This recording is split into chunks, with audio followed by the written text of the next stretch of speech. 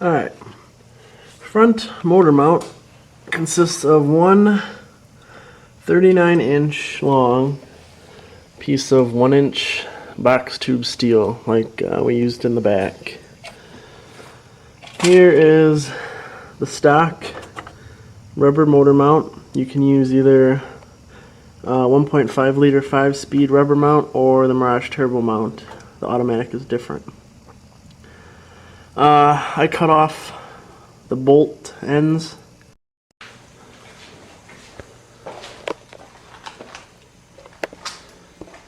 This rear tube steel is going to be the brace for the boomerang mount on the differential.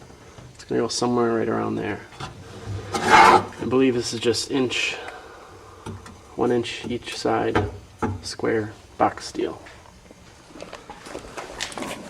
First thing you want to do under here is take out the gas tank, which is pretty self-explanatory. It's kind of up there. Just be careful with the bolts, they're all rusted and shit. And then you want to cut out the exhaust, or unbolt it if you can. Unbolt the suspension, and unbolt what you can of the rear suspension bar. Cut out what you can't. Disconnect everything, and you should be able to remove that bar. Gas tank is held in place by 4 14mm nuts. Shouldn't have too much problem loosening of those. And then this main fuel line, this is the one that comes out of the pump. If you oil up these fittings, I had no problem popping it loose. The Mirages are pretty well protected underneath from rust. The bigger one here is a 17mm, and the smaller one I just used a channel locks. Sprayed some penetrating oil and they both popped off.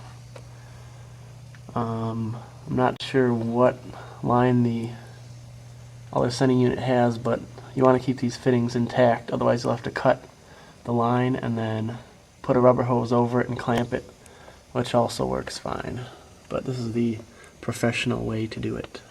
That's what the car looks like without the gas tank in it.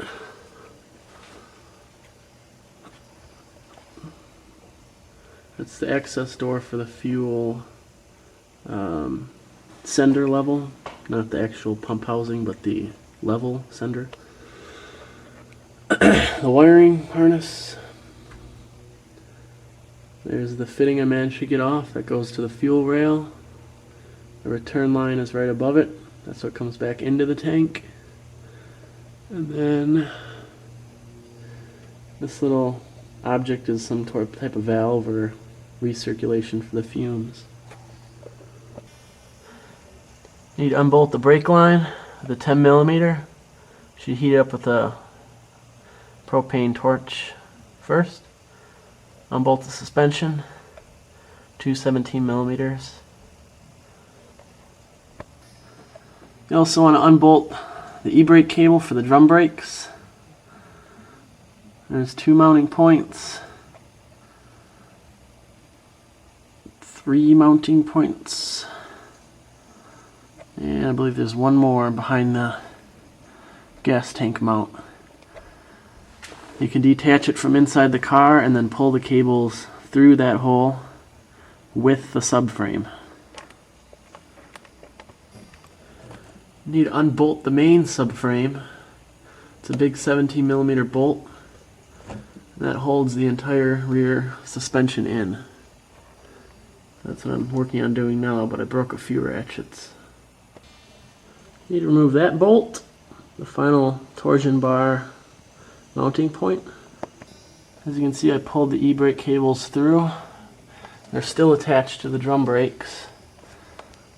You can do whatever you want with them, I guess, but that's the easiest way to get them out. I also cut the suspension. Instead of unbolting this bolt, I don't have any power tools. It's all by hand, and that bolt is not a nice bolt to get out. So I cut that out to remove the wheels, suspension, everything else, and then I'll figure out a way to remove that piece. As you can see, it's spot welded into the frame. You can either torch this out, cut it out, or if you get lucky you might be able to remove the bolt, but you're still going to have to remove this physical piece that's welded to the frame. Rear suspension's out. Here's your basic clean undercarriage. The front gas tank brackets, those will have to be taken out, spot welds drilled out, and same with any other metal pieces that were with the front wheel drive Mirage. This whole thing has to come out somehow. It's spot welded to the frame. And here are the rear gas tank mounts, and then the rear trunk well spare tire area. That's going to have to be modified as well. The rear diff and everything will fit in this area without any modifications underneath the seat. If you want access to the top 2 bolts that hold the diff to the subframe, you're going to have to drill a hole into the passenger compartment from this area, because the diff will sit somewhere in this vicinity right here. Suspension, coilovers. You're going to need long struts, long springs, just because of the way the subframe sits. Left them in for now. And also, it'll give you a good mounting point for the subframe to leave the suspension in and just kind of judge where the entire subframe is going to sit in relation to the rest of the car with the suspension in place. I'm going to need to add a spacer plate on top of the spring to bring this whole unit down about 2-3 inches to give me some more clearance. Otherwise I need longer coilover springs, but the cheap way out is to just make a spacer on top and push the entire assembly down a couple inches. The gas tank filler can stay just like it is. You can kind of use the Mirage rubber hose, the Talon rubber hose, which is an L, and snake it into the fuel tank, which should sit right where this is. So this is going to have to get removed or modified in some way to get the fuel tank to fit in this area. I'm going to try to save as much of the trunk as I can and stick everything in there at the same time without cutting the entire trunk out. So we'll see how that goes, and if it works, hopefully it'll be on this video too. Also, you'll notice the rear brake lines. I detached them from right out of the drum. You can utilize the stock brake lines and attach this rubber hose, I believe, to the line going into the caliper on the rear calipers. I'm not sure though. That's what I think I did last time. So you can save the rear brake lines, keep them intact. So your next job is going to be to drill out these mounts. Bondo, fill the holes if you feel like it, or you can just cut them off flush with the rest of the car. But if you want it to be clean, then you can do it the other way, but that's what you got to do. Here's that suspension mount torched out.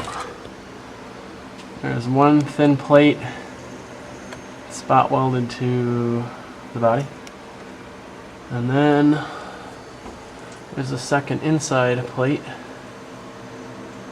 that's also spot welded to the body, and a third plate for stability structure that's welded somewhere in there. Got to remove this, especially these two pieces, because the all-wheel drive control arm comes right in this area, and it'll hit it if that's not flat with the frame rail on top. So got to get rid of that. You can see I drilled out the front gas tank mounts. I'll fill those later. The mount on bottom is the e-brake mount. I left those. Hopefully the new e-brakes will mount up to that. Or if you need another mounting point on the body, that's always there for you. Both sides, trailing arm assemblies are cut out. The bushings are gone. Mine were completely frozen, so it was very difficult to get out. Let's see. That should be fine as it is. You shouldn't have to remove any more of that. Everything should clear. Because this is the factory body line right here. And if the control arm fits past that, it'll definitely fit past this. Passenger rear side. Cut out this mount that was here. Drill out the remaining piece of the mount. 4 spot welds. And you can see the front wheel drive rear gas tank mounts. Some of this is probably going to have to get cut out. I'm not just sure exactly what yet. But if you look at the view directly side to side, you'll see there's plenty of room in there for a rear diff. And it should fit up there real nice. Okay, the subframe is in place. And here you'll find the mounting bracket that you should have cut out. And you also see the lower control arm for the all-wheel drive subframe.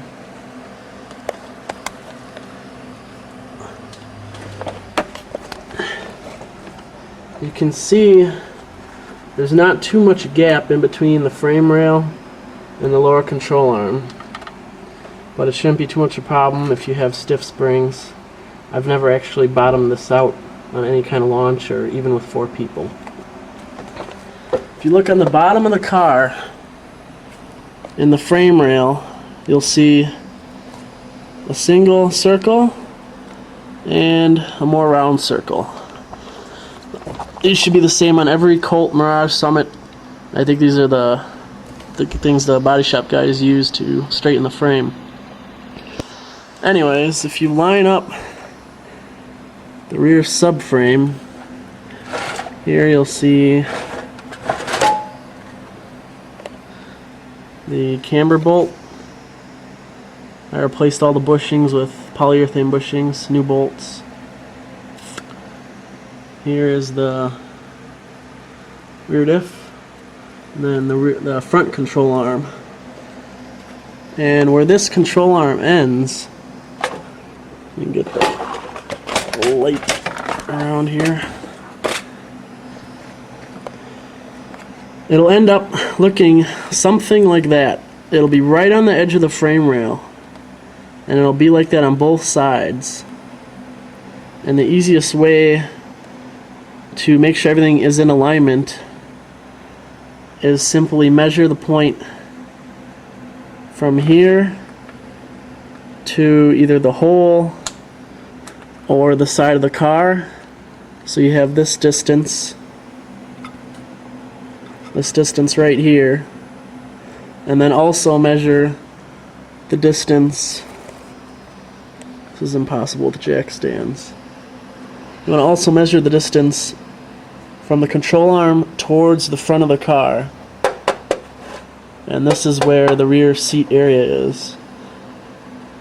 And then if that's both equal on both sides, it'll track straight. If you go too much towards the hole on one side, then this side will be angled incorrectly and the other side will be off. So it's a pretty easy way of figuring out if you're equal on both sides, because it is heavy, and trying to jack it into place and measure things is pretty much a bitch. So that's your point to figure out the alignment of the entire operation. Alright, we're underneath the car, and here you'll see both brake lines. This is the driver's rear of the car. You also see the remains of the Mirage suspension that I hammered upwards. I just use that as a brake shield protector kind of thing. It's not really necessary. You can just cut that thing out of there. And if you look back here, you have the stock brake lines, and then you'll see the rotor out there, the brakes, and then again this control arm with about a 2-finger gap between the frame rail and the subframe, and that 2-finger gap is going to be the same for when we're done. And now, so just so you have an idea that way, here's the camber adjustment bolt, or caster, or toe. That's toe, I think. I don't even know. And then here's the top of that big hole for the mounting point, the front mounting point of the subframe. Now in this area, we're going to use some bigger box steel to weld to the frame of the car on probably 2 or 3 sides if we're lucky. And then we'll also utilize the stock all-wheel drive stud that goes through this piece with the big nut. And pretty much we're just gonna fill this gap with a solid piece of something that we can mount this onto, because this position is pretty much where it wants to go and where it needs to go. So we're gonna create a box in here, weld it with the stud inside. You can drill a hole on top if you want access to that stud for any reason. Mine actually, the welds broke at once upon a time. I had to drill through here and then drop some more weld on top of this box I created.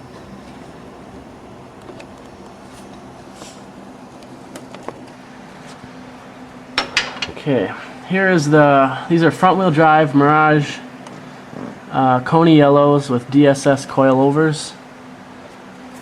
As you can see here, unless you have a taller strut or a taller spring, we're still a little bit short, and that's on an angle.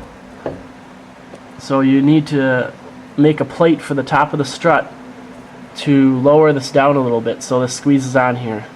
And even then it's angled, and you might need a little bit more tweaking. Again, it's a little bit hard to tell, but this is the stock coilover and strut. Right now, as it is, this is pushed a little bit too far this way. It's pushed a little bit too far towards the back of the car for my liking. Again, that's why that plate is needed to compensate for the mounting point on that hub for the strut. You can see it's a little bit more back even, and I mean I can barely push it. It's so tight, and you can even see the spring is pretty angled to come forward. So I'll show you the plate I made. I can even make a new one that'll angle the strut and spring and lower it down about 2 inches using the stock studs, the stock nuts. Here you can see the original front, or the original trailing arm suspension mounting point. I originally cut this all out in LILEVO 1 just for an easy way to do things. But I'm going to see if I can utilize the factory bar here and then also attach it to the differential somehow, because that should have some type of bushing on it to dampen the differential. So we'll see what we can create in that department. Also, it's a little bit dark. Also, here is one of the furthest rear front wheel drive gas tank mounting points, and you can see kind of in relation where it is when the all-wheel drive subframe is in. Another important piece, the gas tank fillers, comes right up to the strut as it is, and just for clearance sake and the fact that the gas tank will be somewhere in this area, we're going to want to cut this piece, cut both of these pieces, and then spin them so they're facing more the rear of the car, and then you can use the existing rubber hoses to make a connection point into the gas tank, and we'll cover that as well. Again, this is the passenger rear side. You can see those two mounting bolts and that hole. From before, you can tell this is a little bit out of alignment. The middle of this should be right in front of that hole, so this whole side needs to be moved more towards the rear of the car. And then again, you'll see the old mounting point for the old suspension, and you can see the little control arm just clears it, so you're good to go. Okay, you can also see the drivetrain tunnel here and the differential. You can see how it's important that this is going to have to be somewhat of a decent angle. If it's too much of an angle, you might get a little bit more wear on your drive shaft bushings or your bearings. So here are the plates, the strut plates I was talking about. It's a stock strut plate with an aftermarket stud that's the same size but about twice as long. And basically you're just extending the top of the strut tower. Take a look at the stock piece. This is what bolts under the trunk area. And then the same piece, it's going to be bolting in the same area, but it's going to be pushing the entire coil and spring down about 2 inches. That'll give us the right length for the subframe. Again, the main spring on these coilovers are I'd say about 8.5 inches. And then there's a little spring, I don't know what that does. That's probably another 2.5 inches maybe. And then the actual strut itself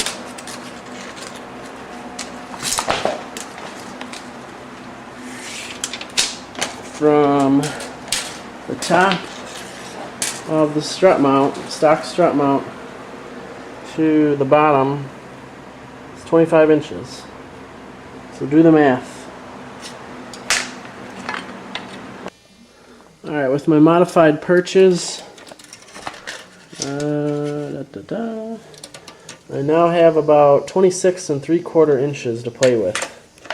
So if your struts and springs are about that length, 26 3/4, 27 inches, that'll give you about 2-finger gap in between your tire and your fender. I'm looking to obviously upgrade this setup in the future, so it's not such a hack job on top, but it gets the job done and it works.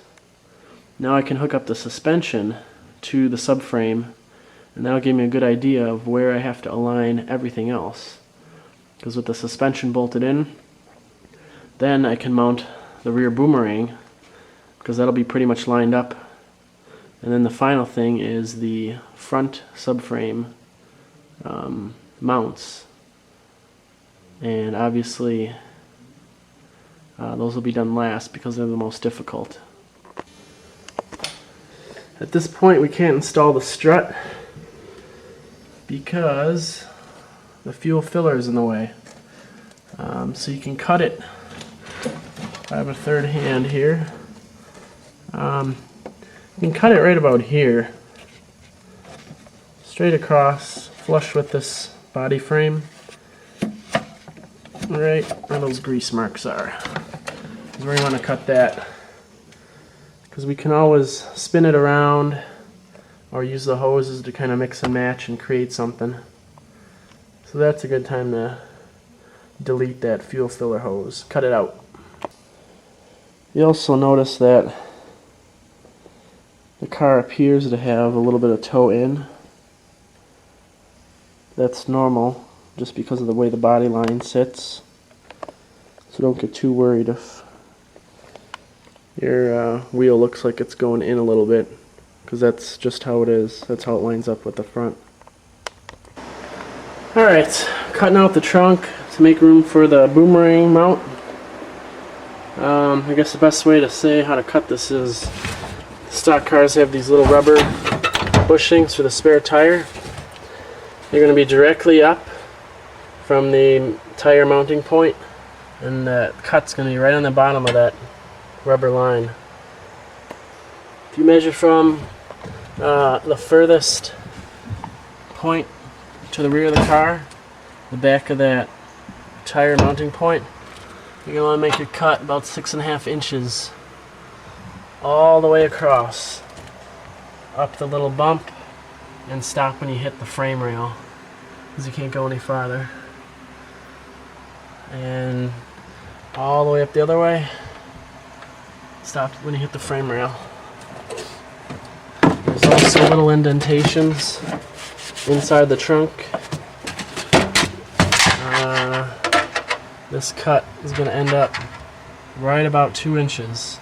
So if you measure from this bump, the seam, and the trunk on both sides, your cut should be right at 2 inches.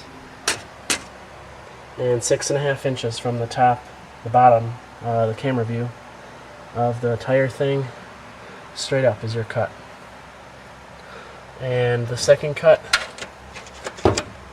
is right on 5 inches is the top cut.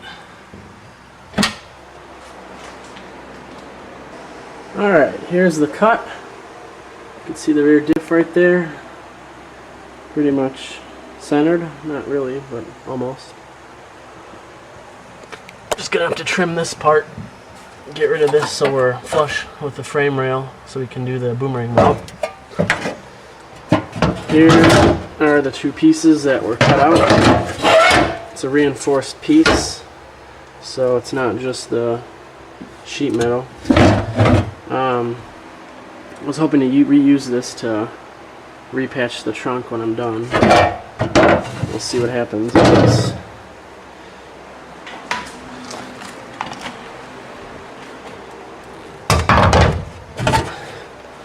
Now the boomerang mount, right now it's resting on top of the frame rails. This is ultimately going to be resting right below the frame rail, and we're going to make a bar to go across with the stock studs that go through it. So ideally this should line up pretty much like that, and that's where it's going to sit. Our bar with the stud is going to fill that gap, and we're in business. And the reason this had to be cut so big, even though the diff mount doesn't take up that much space, is once again because this is all one piece. And it'll be kind of hard to cut that reinforced piece any smaller than that. Alright, you can see I drilled out the spot welds on the frame rails in the trunk. That's going to give you some nice, clean frame rails to work with. Next step, we're going to have to sand this down, get down to bare metal, and get it ready for the box steel to measure out and then weld in. You want to cut right to the frame rail on the trunk sheet metal, then drill out those welds. Don't go too far. You should be able to drill a little bit in and then pull it out with the channel locks. With the subframe lined up, now you can mount your boomerang, because it has rubber bushings and it will flex a little bit if you need to make minor adjustments later. But now we'll fab up that mount, weld it in.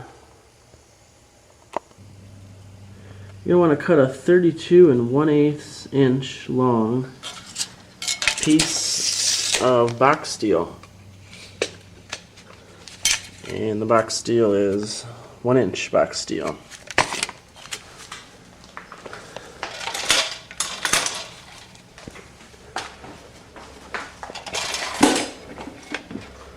Then with the boomerang in place, you're going to want to maneuver this box steel above the holes in the boomerang.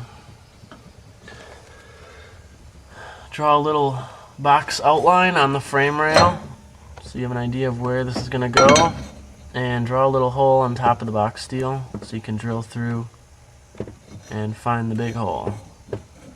And this is going to get welded in place just about there. Alright, the front subframe mounts are both 4 3/4 inches from that front frame part we talked about earlier. The studs here are drilled through on both sides. I'm going to keep this bar low so it's flush against the inner bushing of the boomerang mount. Okay, everything has been ground down with an angle grinder or a bench grinder down to bare metal. Spray it with brake cleaner. Bolt up the boomerang, stick in the studs, make sure everything's still in alignment. And then I'm just going to tack it, make it stick, pull out the studs, pull out the boomerang, and finish welding the rest of the box steel. My boomerang is actually a little bit bent, so it's just a tiny bit off on both sides. That's why it's important to measure the front subframe distances, because that's a fixed point and that's not going to be moving anywhere. So I did verify one last time that both my front subframe mounts were the same, 4 3/4 and a tick inch, and everything's in alignment here. There's about 4 fingers gap in between my tire and the front, towards the front of the car. So in between the front of the tire and the back of the rear door, there's just about 4 fingers width. That's 16-inch tires. So you might, that's another point you can check to verify both sides are equal.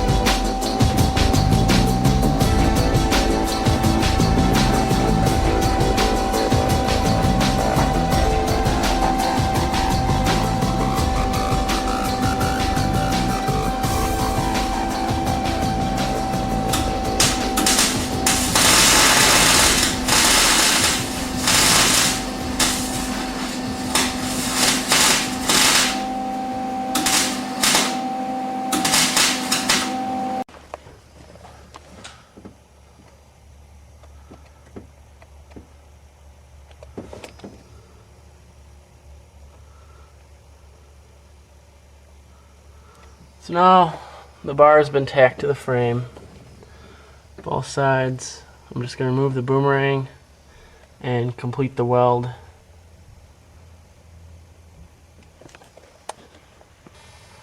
Decided against the stock Talon bolts to go through to the subframe or the boomerang mount, and I got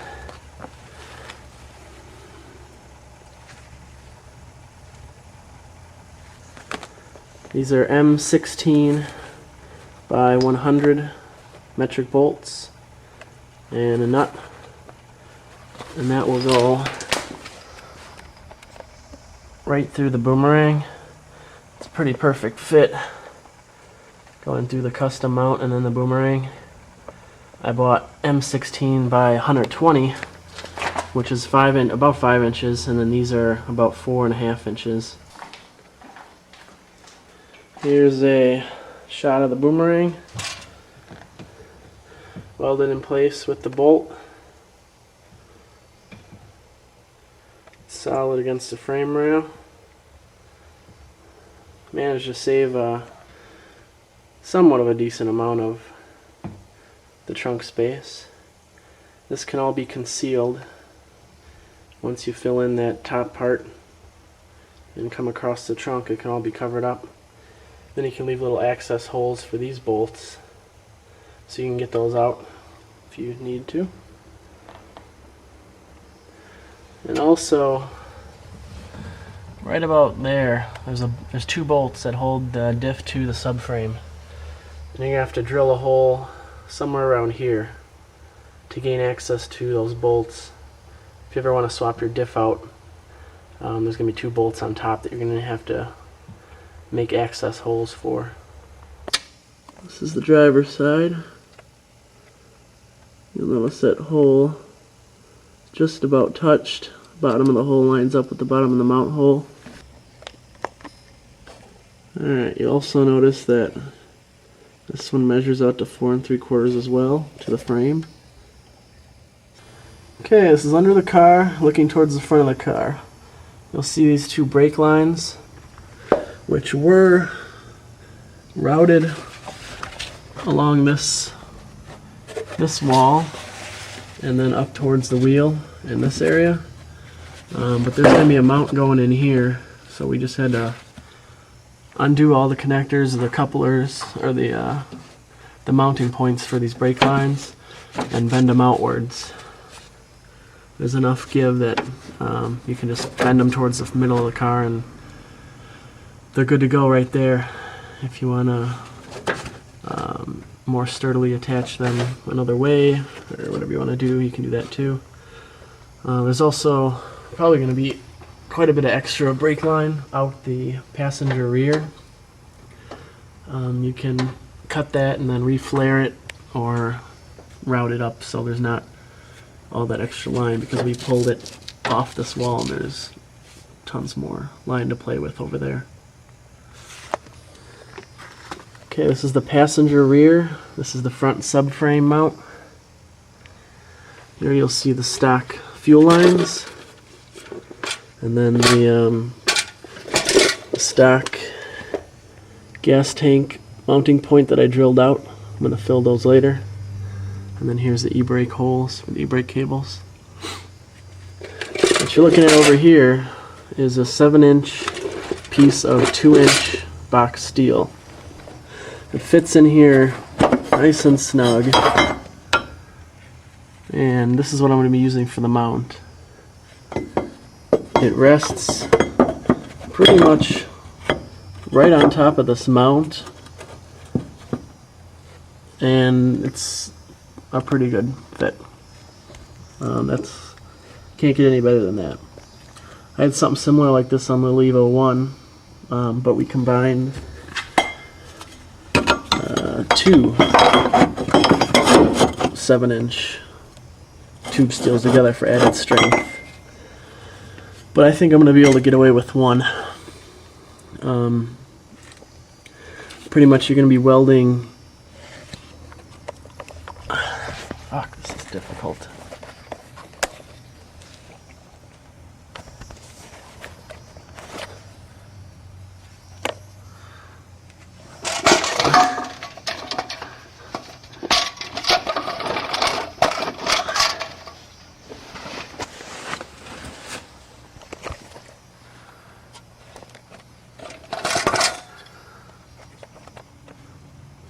This bar is going to take upward force.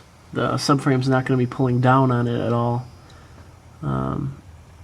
just because the weight of the car is on top of it and pushing it down. We're going to be welding it along this part of the frame. Stick some weld up here. We're going to weld the entire top of this to the frame. We're going to weld this side to the frame, and also when you're finished with that, I would drill a hole through here, go inside the car and pound this out so it's flat against this box steel, and weld it here, here, and up here. But before you do that, you're going to want to drill through this steel and utilize our 5-inch M16 bolt. This is going to rest approximately like that inside the tube steel. You're going to weld the bolt to the tube steel inside. It's going to go through the subframe, and you're going to have about 2 inches of thread to play with. So that's how that's going to work. Same for the other side.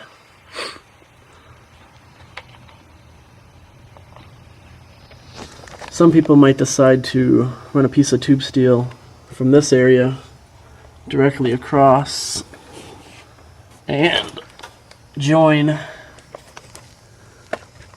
the other side, but that's probably not all that necessary. There's not going to be that. Again, I was fine with 2 of the tube steel mounts on each side. I never had any issues. Just one of my bolts snapped loose. So just make sure you weld that bolt really good in there, so you don't have to go drill through the car and try to find that bolt and re-weld it. So 2 7-inch pieces of 2-inch box steel. You're going to want to grind down all this area, obviously right where the tube steel fits. Sand it down, get it ready for welding. Weld the bolt in the tube steel. Pull the subframe down. Tack the tube steel, and push the subframe up. Make sure it fits on, bolts on, everything looks good, and then drop the subframe again, finish welding on the tube steel, and that's the complete rear end subframe in the Mirage. Here's the diff looking to the back, and ironically, if you look up above, you'll see a bolt hole in the Mirage frame. I wonder what those are for. And that's right above that diff bolt that you can drill an access hole and get it out through the trunk. Okay, I laid this up above the subframe, and I sprayed some spray paint through the subframe hole, and it made a little outline of the hole I should draw. Drilled out that hole. This will pass through there once the slag is removed. And then on the back side, I torched this out so this bolt can fit inside of here. If I can. It's a one-way hole.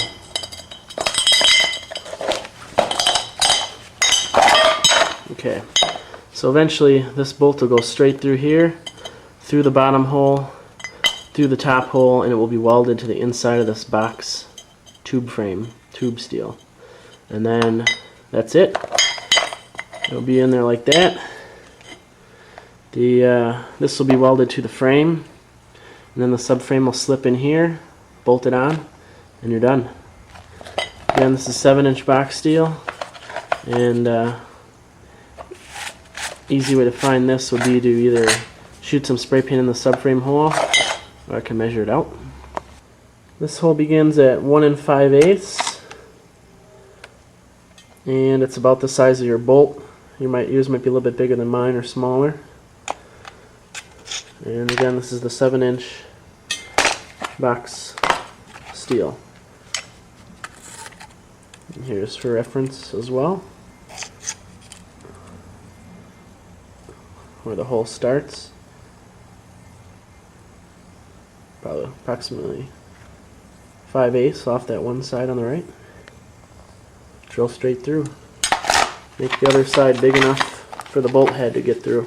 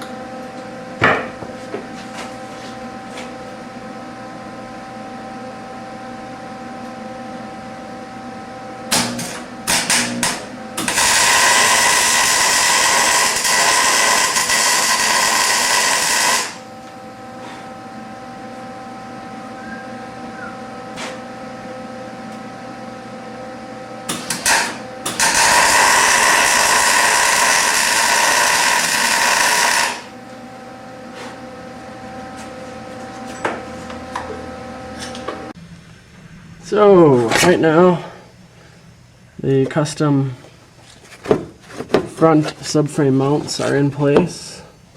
There's a little bit of place, you can move it around exactly where you want it. Subframe is jacked up as far as it can go. It's touching the frame rail, so that's when you know you can't go anymore. Both sides, the stud is present. It's not welded in the tube steel though, because we don't know the angle that the subframe is going to go up and down. So with everything in place now, I'm going to tack the stud inside the tube so I know the exact angle that the subframe is going to go up onto the stud. So if you just weld it on the box steel and then you stick everything up, it's not going to line up. So tack the bolt inside the tube frame. And you can access it right through here. Stick your little MIG gun in there and tack it up. Next, you're going to have to clear out this area, grind it down, grind down on top here, grind down on the bottom, and then like I said before, drill a hole and then pound this out so it's touching this, so you can weld this, this, and the top. And that should pretty much solidify your project. Alright, you can see everything's been ground down, sanded and sprayed with brake cleaner to make sure it's where as down to bare metal as possible. There's our piece. And the way I created this was I jacked this in place and I lifted this into place, and then I made sure the subframe was lined directly up with the bolt. And don't push the subframe up, just make sure it can go on when this box is in position, because the rubber bushing in there will give to any the bolt will actually want to move as you jack up the subframe because of the angle changes. But weld in the bolt like it is, subframe suspended, and then your box steel touching the top bar, the front that you're going to have to pound out, and then the back right here where you're going to weld. Those are the three spots that you touch. It should be pretty level with the run of the car. And once you get all that done, then start welding away and weld in your subframe mounts.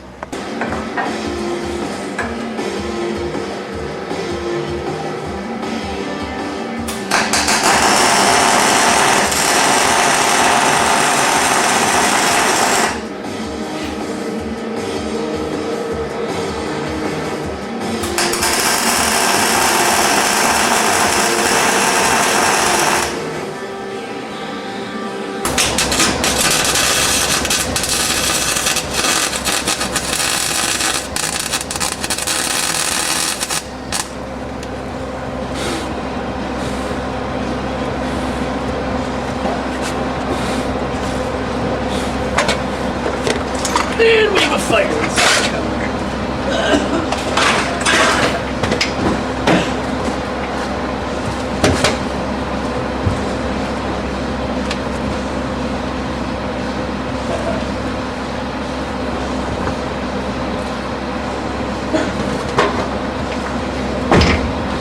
Oh, fuck.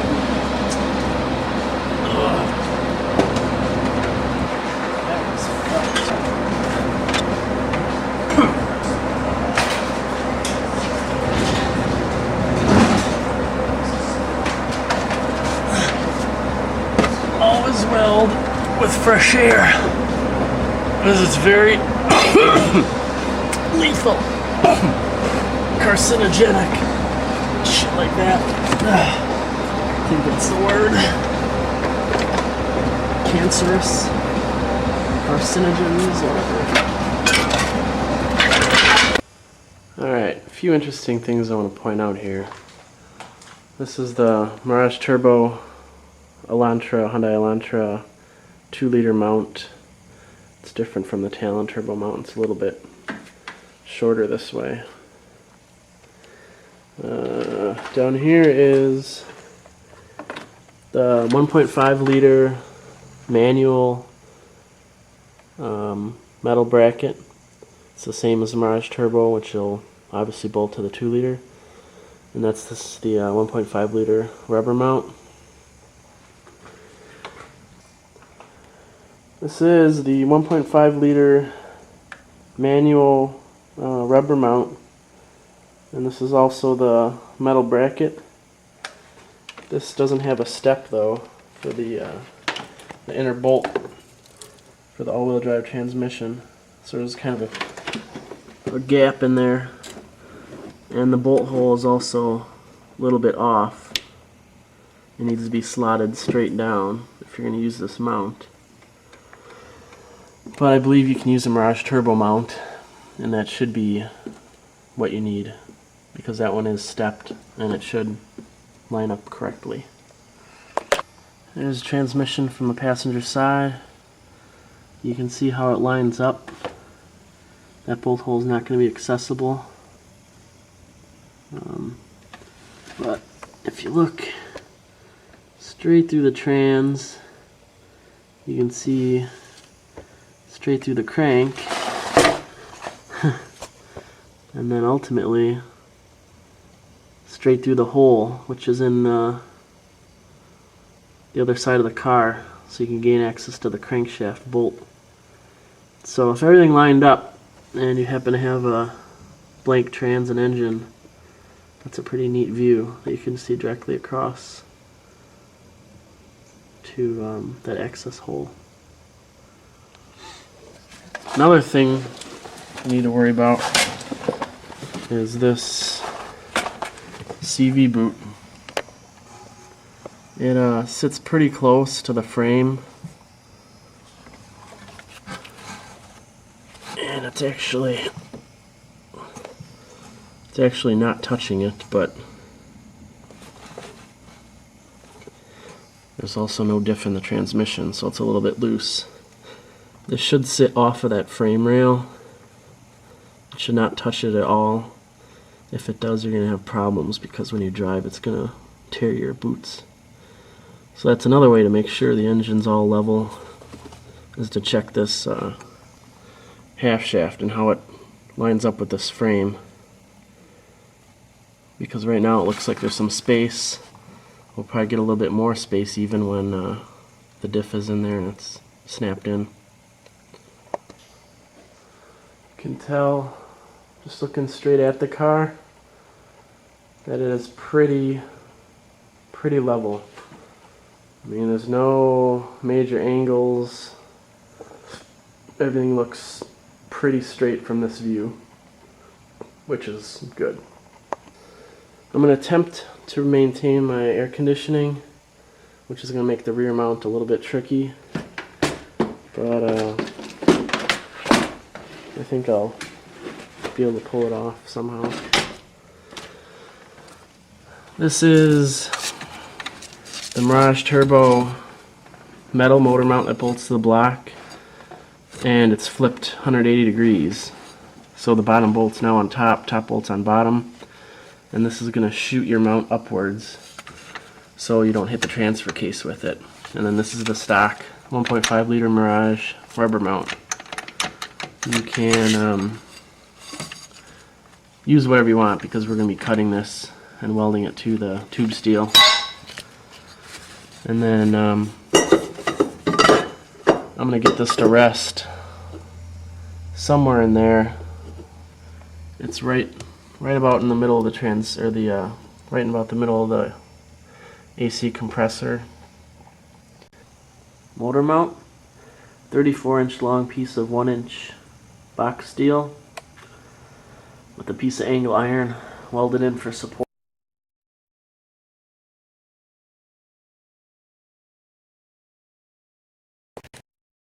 This is a 1.5 liter Mirage rubber mount. I cut out the middle So you could slip the box steel inside of it and then weld it a little bit to the motor mount. I'm going to reinforce this more and weld the entire mount to this bar.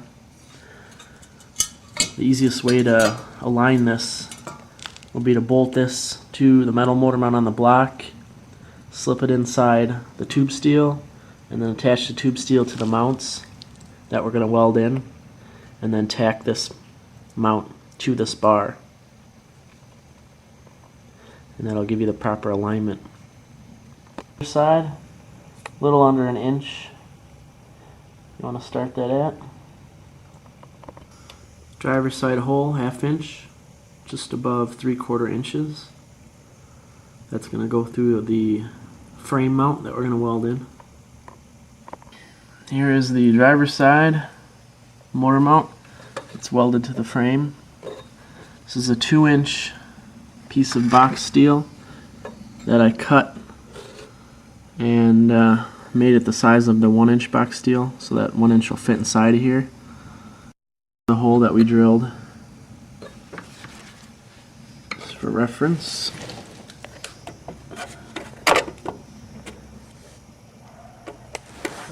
That's where that hole's going to have to be. And it's pretty close to the edge of the mount. It's up to you if you want to move this in a little bit more. But it'll give you some, this hole's big enough that it'll give you a little bit of play up and down, because ultimately when we bolt in our 1-inch box steel, we're just going to stick a level on top of it and make sure it's level with the ground. And that's how you're going to determine where to drill your holes and where to mount it. If you go straight to the firewall, this mount is exactly 3 inches off the firewall, and then it comes right up to the top of this frame rail, so it pretty much sits flush. And then it's also directly underneath the power steering bracket. So with those measurements, you should be able to squeeze it in there and get a good fit.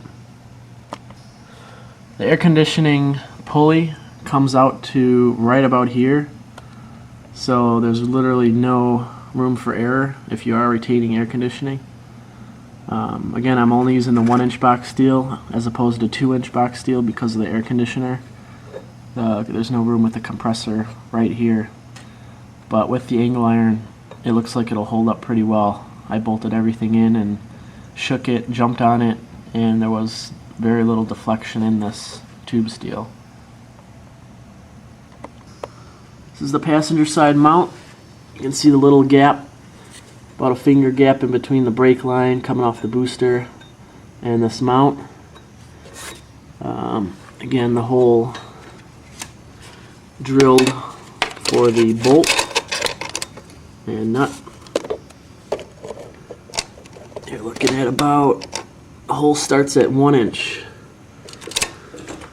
So it's pretty much up to you where you want to drill this hole, as long as your tube steel is level with the ground. Wall, this mount is a little over 3 1/4 inches.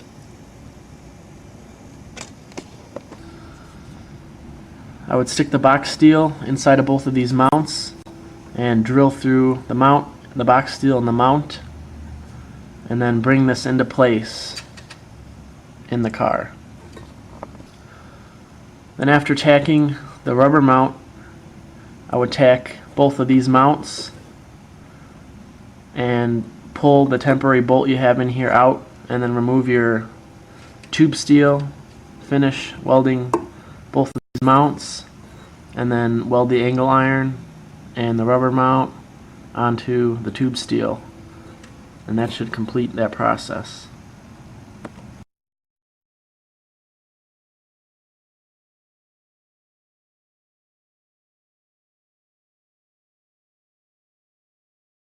And that should complete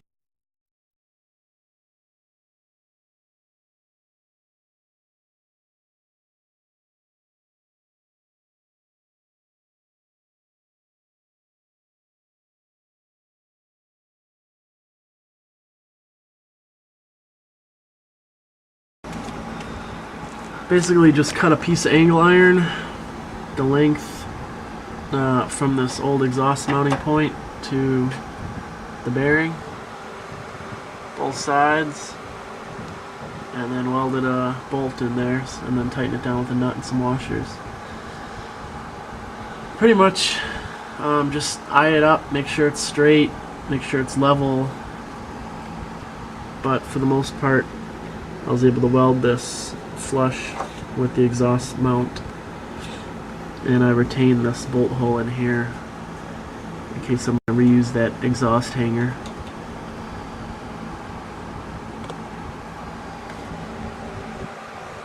And this should be strong enough to hold. If not, I can always reinforce it somehow at a later time. Here we do have a slight angle into the diff, but it's not that bad, and that's what the bearings are there for, to compensate. Here you'll notice the rear drive shaft mount. It's essentially 1 inch box steel with a hole drilled and a bolt, a couple washers and a nut.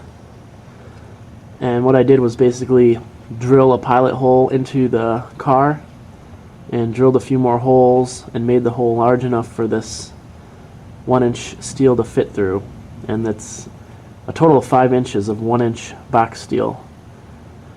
And what I did after that was simply tighten this nut and bolt against the drive shaft.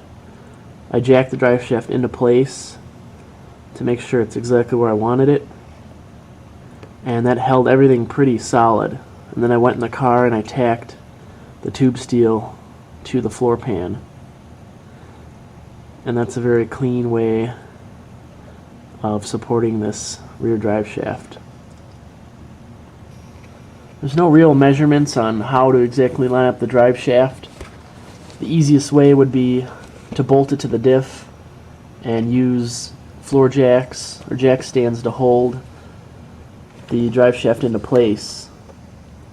And based off of what you can see from your eye and seeing if everything is level and straight, that's where you're going to need to drill your holes. This gives you a little bit better view. This is looking from behind the diff. You can see it's pretty straight, and directly under the e-brake hole is where that mount is going to be, pretty much on both sides.